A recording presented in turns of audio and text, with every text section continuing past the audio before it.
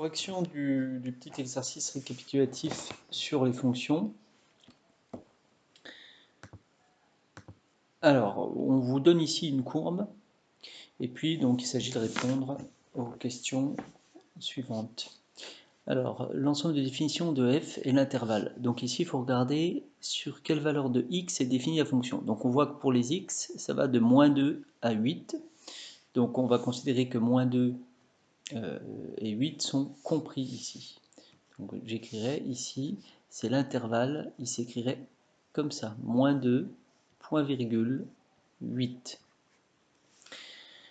Ensuite, f de 3, alors combien vaut f de 3? Donc comment on fait? On place 3 ici sur l'axe des abscisses, et je vais lire ici l'ordonnée du point d'abscisse 3 qui vaut 2.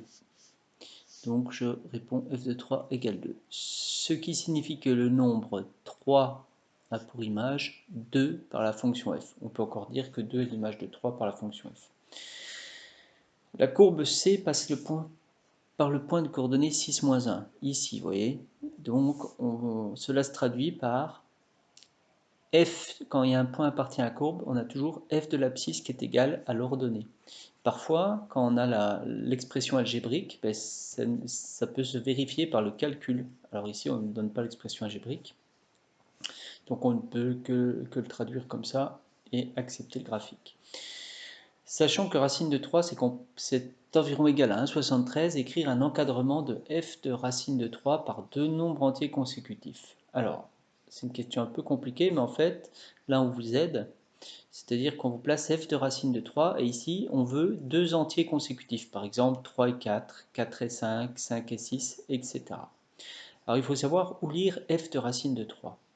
Eh bien, f de racine de 3, c'est l'image de racine de 3.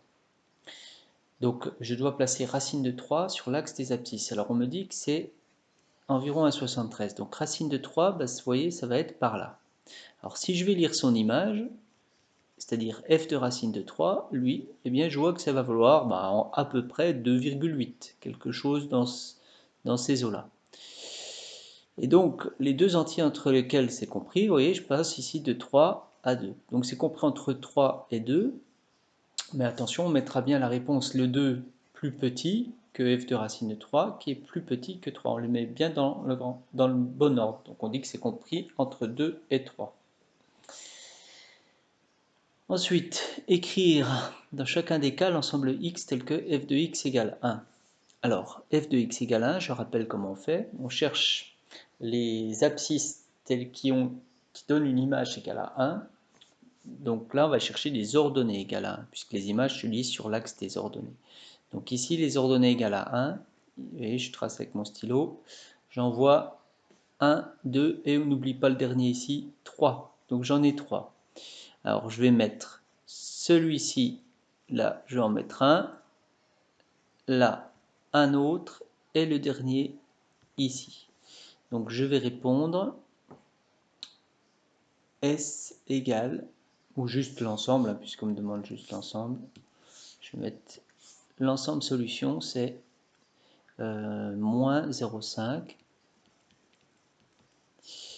3,5, et le dernier, 8. Voilà. Ensuite, f de x supérieur ou égal à 2. Alors là, c'est une inéquation. Pourquoi une équation? Parce que ce n'est pas le symbole égal ici, vous voyez. Donc, je pars du même principe ici, c'est-à-dire que je vais tracer une ligne au niveau 2, parce que je cherche les ordonnées qui vont être plus grandes que 2, parce que je veux une image plus grande que 2. Ben, on voit que c'est d'ici à ici. Donc, tout simplement, je vais répondre les x qui vont donner des images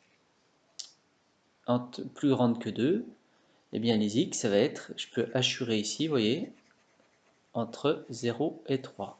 Donc réponse, puis c'est supérieur ou égal, je prends les extrémités ici, de 0 à 3. Ensuite, alors j'efface un petit peu pour qu'on y voit plus clair. Ensuite, f de x plus petit que 0. Donc là, je vais chercher quand est-ce que c'est strictement plus petit que 0. Alors, 0 est ici. Alors, je tire un trait en fait sur l'axe des abscisses, vous voyez. Et qu'est-ce qui va convenir?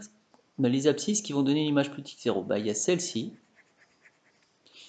et puis ici. Donc il y en a deux. Alors on sait que les intervalles vont être... Bien, je reprends. Ensuite un problème d'enregistrement.